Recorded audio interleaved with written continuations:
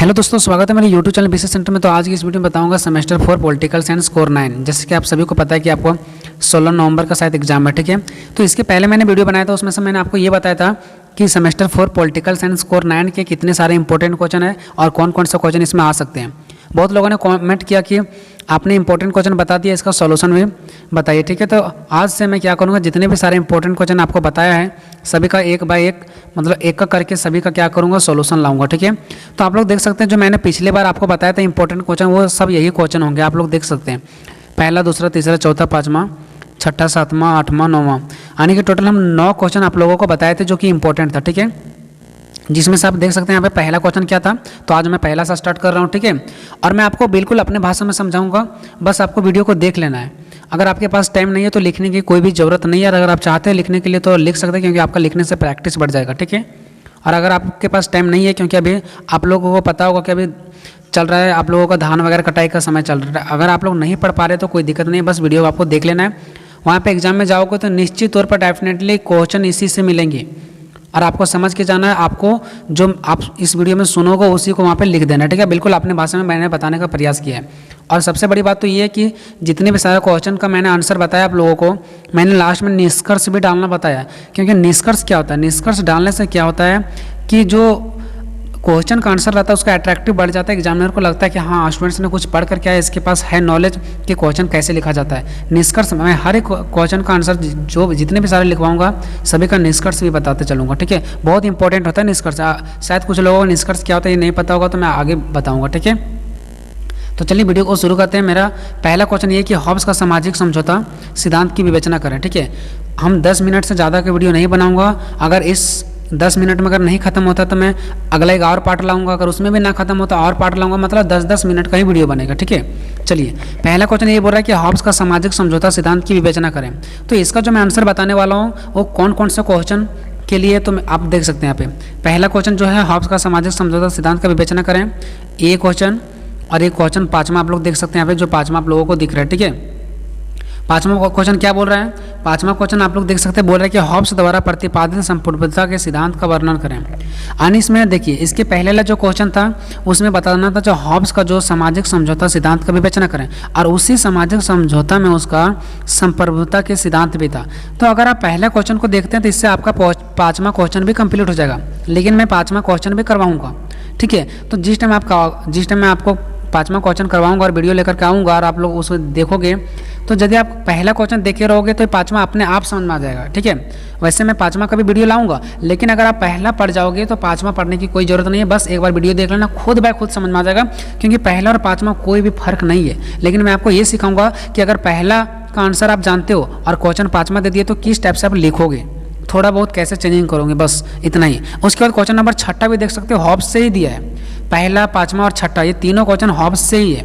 Hobbs एक व्यक्तिवादी के रूप में प्रारंभ करता है परंतु निरंकुशवादी के रूप में समाप्त करता है। पूर्ण विस्तार के साथ इस कथन का विवेचना करें, ये भी उसी में आंसर छुपा हुआ है। तो मैं सभी का वीडियो लाऊंगा, लेकिन ये जो पहला, पाँचवा, छठा क्वेश्चन ये तीनों एक जैसा है। आपको पहला सबसे इंपॉर्टेंट पहला है, उसको आपको अच्छे से देखना है। उसके बाद पाँचवा, छठा का आप लोग जैसे ही वीडियो देखोगे समझ में आ जाएगा खुद बाय खुद, ठीक है। तो चलिए, तो मैं पहला क्वेश्चन से स्टार्ट कर लेता हूँ।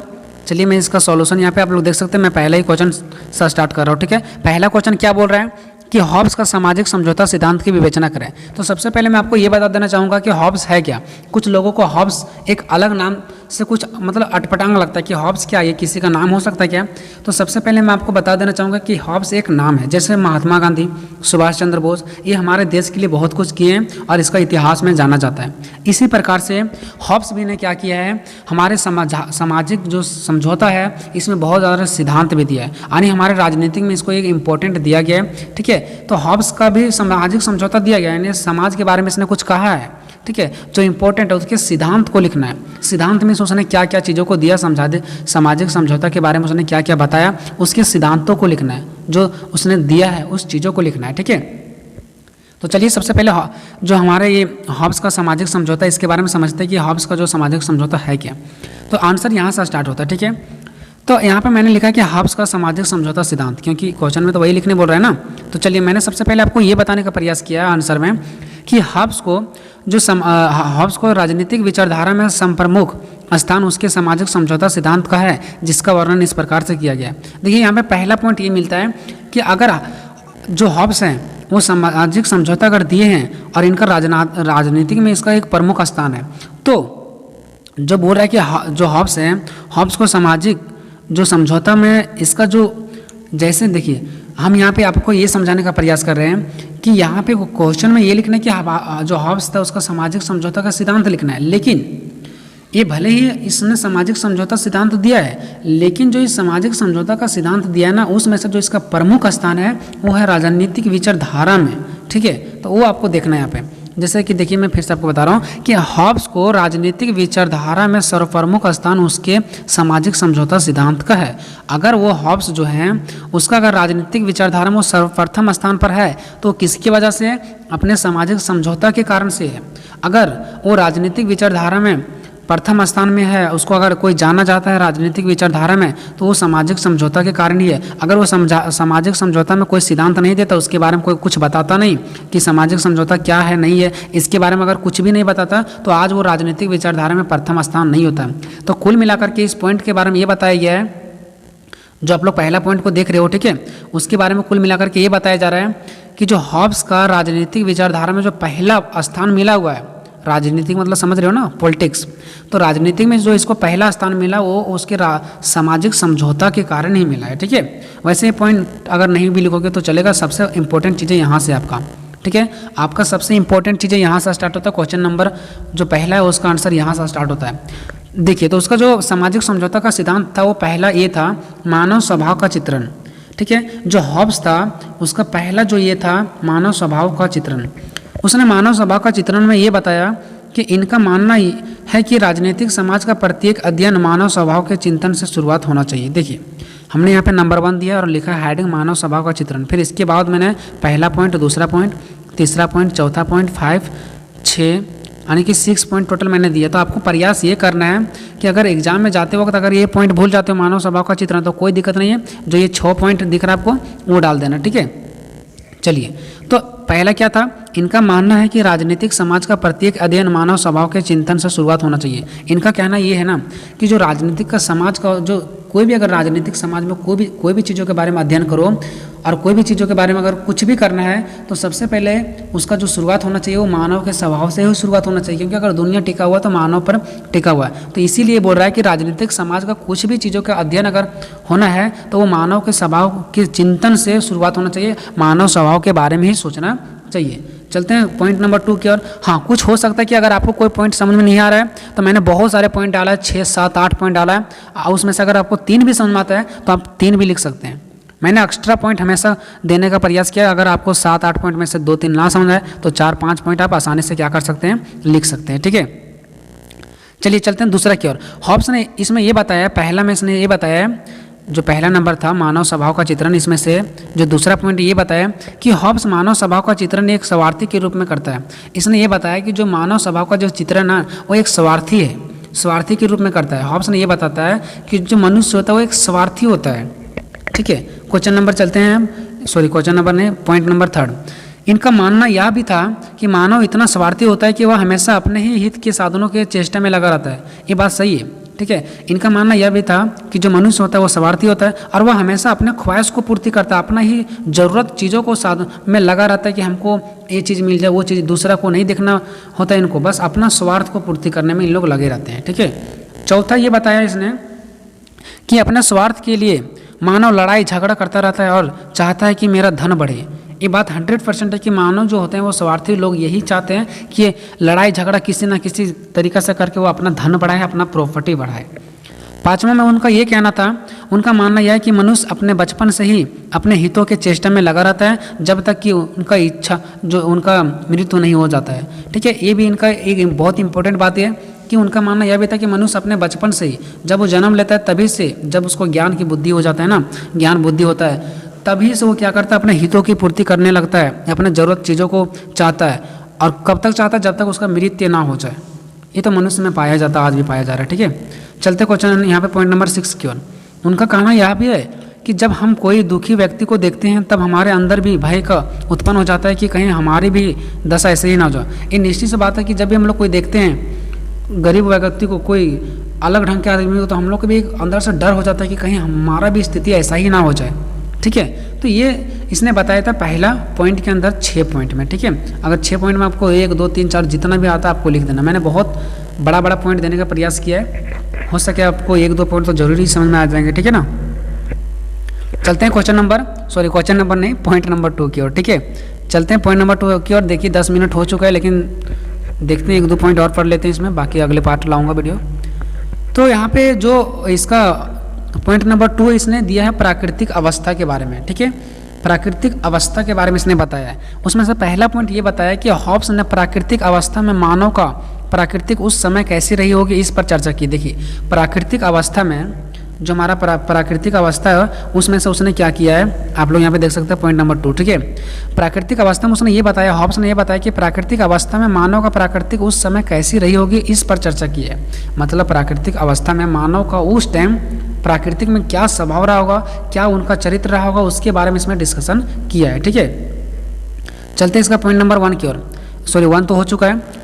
पॉइंट नंबर 2, इनका कहना यह है कि सबका सभी से निरंतर संघर्ष चलती रहती है। ये तो बात निश्चित है, इसने अपने प्राकृतिक में ये बताया कि जो मनुष्य का प्राकृतिक होता है वो हमेशा किसी से ना किसी से लड़ाई झगड़ा चलते रहता है। ये उनका प्राकृतिक है, ये उनका नेचुरल चीज़ है। ठीक है, अभी भी लड़ाई ही चलता रहता है। तीसरा में उसने ये बताया, उनका कहना यह है कि हम जैसे मानव स्वभाव में संघर्ष का 3 मुख्य लक्षण देखा जाता है। उसने यह कहा कि मनुष्य के बीच अगर कोई संघर्ष होता है, लड़ाई होता है, तो उसका 3 कारण है।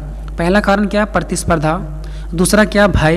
तीसरा क्या है, यश। यश मीन्स होता है सफलता, कि हम लोग क्या चाहते हैं, सफलता चाहते हैं कि ये हो जाए वो हो जाए, और उसके कारण से हम लोग लड़ाई झगड़ा भी करते हैं। चलते हैं समझते हैं ए नंबर में कि प्रतिस्पर्धा में क्या होता है, बी नंबर भय मीन्स क्या होता है, और सी मीन्स यश यानी सफलता मीन्स क्या होता है। तो प्रतिस्पर्धा के कारण वह लाभ के लिए, यानी प्रतिस्पर्धा करते हैं एक दूसरे से लाभ के लिए कि उससे मुझे ज़्यादा लाभ हो। ठीक है, दूसरा नंबर भय। भय के कारण यह क्या करता है, रक्षा के लिए, कि उन्हें डर बना रहता है कि अगर हम कमज़ोर हो जाएंगे, पैसे नहीं रहेंगे, तो उसे एक डर बना रहता है। ठीक है, भय बना रहता है। तो ये भी लड़ाई का मुख्य कारण बनता है। अगर हम लोग डरते हैं तो क्या चाहते हैं कि हमारे पास जिस चीज़ों से हम डर रहे हैं उस चीज़ों से ना डरें, और उसके लिए हम किसी से लड़ाई झगड़ा भी करते हैं अपनी चीज़ों को पूर्ति करने के लिए। और यश, सफलता के कारण, तो यश के कारण सफलता के लिए संघर्ष करते रहते हैं एक दूसरे से कि हमें सफलता मिल जाए, यश बना रहता है ना, कि वो चीज़ें मिल जाए, ये चीज़ें मिल जाए, और इसके दरमियान में हम लोग कितना लड़ाई झगड़ा भी करते हैं। तो ये 3 चीज़ें हैं मुख्य संघर्ष के लक्षण। चौथा पॉइंट यह है कि इनका सामाजिक समझौता शक्ति ही सत्य है, इस पर आधारित था, क्योंकि इनका मानना था कि जिस भी किसी के पास शक्ति है वही व्यक्ति सत्य है, जो आज भी देखा जा सकता है। इसने ये भी पॉइंट बहुत अच्छे कहा है कि अगर आज कोई आदमी कमज़ोर है और उसके पास सही बातें बोल रहा है तो उसका वैल्यू नहीं है। जिसके पास शक्ति है वो अगर गलत भी बोल रहा है तो उसी भी आदमी का वैल्यू होता है। ठीक है, जिसके पास शक्ति है उसी का बातों का सत्य माना जाता है, उसके बातों को कोई गलत नहीं बोल सकता है जिसके पास शक्ति है। ठीक है, 5वां उसने ये कहा है कि उसने यह भी कहा है कि जो भी व्यक्ति जो कुछ ले सके और उस वस्तु को जितना देर रखने का योग्य है इन्हीं का है, लेकिन जब वह रखने योग्य नहीं रहता है कोई और का हो जाता है। जैसे देखिए कोई कमज़ोर आदमी है, उसके पास कोई संपत्ति है, और अगर उस कमज़ोर आदमी से कोई बढ़ करके शक्तिशाली आदमी जाता है और उसका प्रॉपर्टी छीन लेता है, तो फिर उस कमज़ोर आदमी का नहीं रहा बल्कि वो अमीर आदमी हो गया जो जिसके पास शक्ति था। तो इसने ये कहा कि अगर तुम्हारे पास जब तक शक्ति है कोई चीज़ रखने का तभी तक तुम्हारा, अगर तुमसे ज़्यादा कोई शक्ति वाला आदमी आ गया तो वो जो संपत्ति है वो चीज़ें वो उसका हो गया, तो आपका तभी तक है जब तक आपके पास शक्ति है। पॉइंट नंबर 6 में इसने यह बताया कि वह यह भी मानता था कि मानव का जीवन दुख संकटों से भरा था। बिल्कुल भरा था। अगर गरीब आदमी है कोई और उससे बड़ा शक्तिशाली वाला आ गया तो वो उसको छीन करके ले जाता था।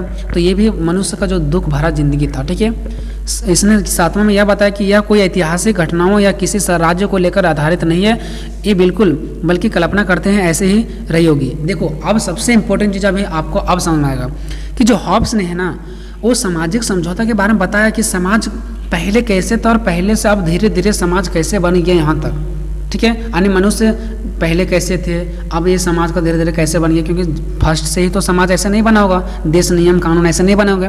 तो इसने कोई ऐसा जो अभी जितने सारे बता रहे हैं कि यह मनुष्य का दुख संकट था, पहले जो शक्तिशाली आते थे उसका संपत्ति हो जाता था, ऐसा इसने कहीं देखा नहीं है, ऐसा कहीं जिंदगी में एक्चुअल घटना घटा नहीं है। इसने अपने सामाजिक समझौता सिद्धांत में ये बताया कि पहले ऐसा ही स्थिति रहा होगा और अपने इतिहास में इसने छापा है, ठीक है। पहले के बारे में इसने सोच करके लिखा है, ये एक्चुअल घटना नहीं है, सोचा है कि हाँ पहले ऐसा ही हुआ होगा। जैसे हम लोग कैसे बोलते हैं कि शायद पहले कि जो बूढ़े लोग होंगे वो क्या करते थे, ये करते होंगे, वो करते होंगे, तो हम लोग ऐसा कल्पना नहीं करते हैं कि पहले ये होता होगा, पहले भाईचारा था, एक दूसरे का कष्टों को समझा करते थे। तो ऐसा ही इसने अभी पहले के बारे में सोच करके अपना सिद्धांत दिया है समाज को, ठीक है। तो ये था इसका। तो चलिए वीडियो बहुत ज़्यादा लंबा हो चुका है दोस्तों, तो इसका तीसरा पॉइंट, और भी बहुत सारे पॉइंट है, तीसरा पॉइंट इसका और भी देख सकते हैं, चौथा पॉइंट है, बहुत ही इंटरेस्ट अगर आप लोग पढ़ेंगे तो, ठीक है। और उसके बाद देखिए यहाँ पे संपूर्णता का स्वरूप जो 5वां क्वेश्चन था, ठीक है, ये इसी में है, तो आप लोग वहाँ से भी देख सकते हो। इसके बाद सबसे इसका इंपॉर्टेंट बात है यहाँ पे निष्कर्ष, देख सकते हैं निष्कर्ष बहुत इंपॉर्टेंट होता है। अगर आप कोई क्वेश्चन में निष्कर्ष डाल देते हो ना, चाहे आप एक ही पेज क्यों ना लिखो, वो अट्रैक्टिव बढ़ा देता है, उसको क्वेश्चन के लेवल को बढ़ा देता है कि आंसर इसका कुछ अट्रैक्टिव है, ठीक है। यानी जो आपका क्वेश्चन है उसके जो अगर आप निष्कर्ष लिखोगे तो उसके जो लेवल है उसका बढ़ जाता है, ठीक है, मार्क्स भी आपको अच्छे खासे मिलेंगे। तो मिलते हैं दोस्तों अगले वीडियो में। आपको ये वीडियो कैसा लगा और भी सारे क्वेश्चन का सॉल्यूशन चाहिए नहीं चाहिए, आपको कमेंट बॉक्स में कमेंट करते हैं दोस्तों। मिलते हैं अगले वीडियो में, तब तक जय हिंद जय भारत।